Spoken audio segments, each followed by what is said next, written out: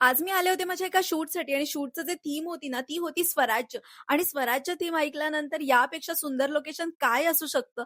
खरंच हे बघून मला खूप भारी वाटलं कारण की या लोकेशनला मी पहिल्यांदा आले होते. तर तुम्हाला माहिती आहे का ही वॉल कुठे आहे? या वॉलला ना तुम्ही गेल्यानंतर तुम्हाला बघायला मिळेल सगळे गड-किल्ले इथे आहेत. रायगड, राजगड, प्रतापगड असं वाटेल की तुम्हाला आम्ही एका टायमिंगला इतक्या सगळ्या गडांवरती फिरतोय. ही आमची पूर्ण टीम होती. पटापट आम्ही माझं शूट करायला स्टार्ट केलं आणि मी पटकन साडीमध्ये अडकली होती आणि त्यानंतर इथलं शूट कंप्लीट झाल्यानंतर आम्ही निघालो आमच्या सेकंड लोकेशनला.